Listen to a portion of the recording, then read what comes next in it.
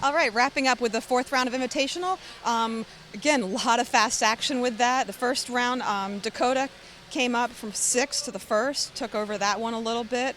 Chadu did really well, also pulled out a two from that one. Stephen Hartson, again, local guy, spent a lot of time here, had a tough round, but he managed to pull out a fourth, so did pretty well on that one. The second one was where I think a little more action happened. Tebow went from number 1 to 10 and back up, finally made it back to number 1. But the funny part was I was watching actually with Damon and Paul and a couple of people, and they were all like, oh my God, look at all the action. And Damon was actually like, this looks fun. I want to be in this one. Like, he just really wanted to get in there and, be part of the action. It was something that he didn't want to miss out on. But everybody had a good time watching it anyways. So, and then, of course, the third one, Cavalieri had a good spot on the grid again, kept number 1. Newmandahl was up there. Mayfield took number 3, and then Evans finally pulled out the 2. So he's got a good amount of points going in for his setup there. So it's been a lot. But of all the people, we keep naming the same names over and over again, but not to leave out, Kinwald, Reinhardt, all the other guys, Lee Martin, all the other guys who are here, and they're definitely putting in their effort. Cody King had a good run.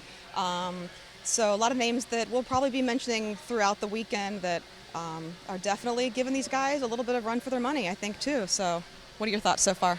Yeah, in the invitational class, I think what I'm seeing now is really the tracks kind of come around to race condition.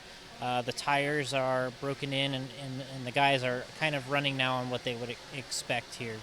I think there's been not really a ton of surprises, other than I think Mayfield's had a lot of back row starting positions in the first day here.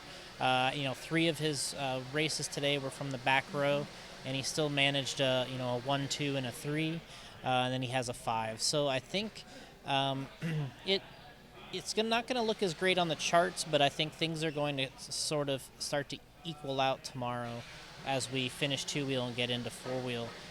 So yeah, you can see that what's going on with the track here. I mean, they're behind us working on it, keeping it prepped up. But I think finally everyone's now is really starting to push it on this layout. The lap times are dropping.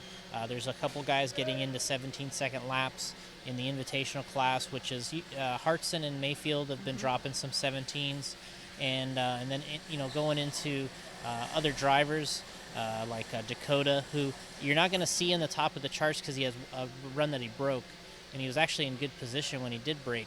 And so he's actually in the hunt right now. So, to me right now, it's like kind of I think I see 5 guys. Cavalieri, you can never count out. You have Spencer Rivkin. You have Dustin Evans, who's towards the top. You have Mayfield, and then Dakota, if we haven't mentioned him already. So those are the 5 guys that I'm kind of watching, to see how they do. Mayfield hasn't really peaked yet. I think we haven't really seen him run his best, and he's kind of in the hunt.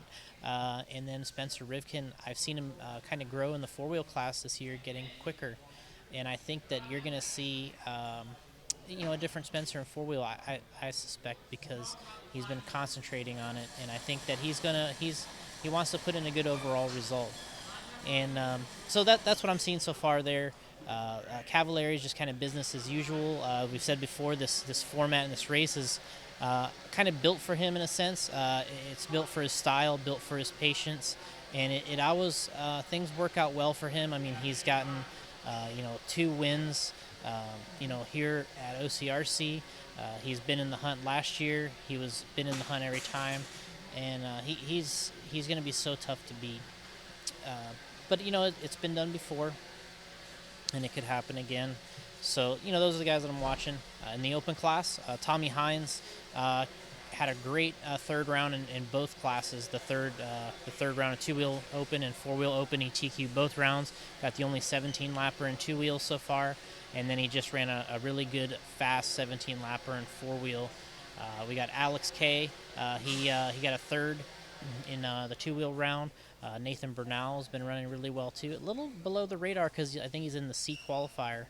So you're going to see him kind of establishing himself as we kind of move on. Because I think they're going to I believe they do a resort for tomorrow. So you're going to see these guys kind of racing with each other, I believe, tomorrow. So that's going to change Damon Borkowitz back from Florida, putting in a great effort here this weekend. He's got 2 top 5s in a 2-wheel, and I think he's also got the same in 4-wheel. So I believe he's looking to make both mains here this year, something he hasn't done before. And it's the open class. I mean, we were watching up there with Paul, and I really couldn't be more impressed with some of these kids.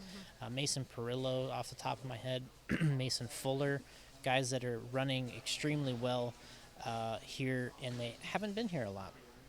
No, I say we noticed earlier a lot of young people under what, 18 or 20, quite a few more in the 15, 16 range than I think we've seen in the past, and they're really doing really awesome and showing what they have and what may have for the future as well. So you were saying? Yeah, the magical age in RC seems to be 15 to 17.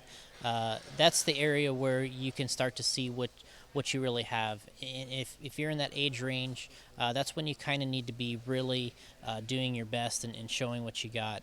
And that's what we're seeing here this weekend between the Alex K's, the Tommy Hines, the Nathan Bernals, the Mason Perillos, Damon Borkowitz, all these guys that are just getting in that 15 to 17 age range bracket. That seems to be where your maturity kind of aligns with your speed and your experience, and that's what the time when you have to do it. Cole Toller, these kids were racing in the juniors class the last couple of years, and now they're coming here to TQ the open class, and it's kind of an exciting step for them, and it's been really neat to watch. I think a few days ago you said you had some predictions for the open class. Do you want to share that, or are you not ready to? Well, going into this race, I felt like Tommy Hines was a favorite, Alex K was a favorite. We'll call him a veteran, Frank Root, he's got the speed to race with these kids, and he doesn't have exactly as much time lately to practice, but he has the speed to race with these guys.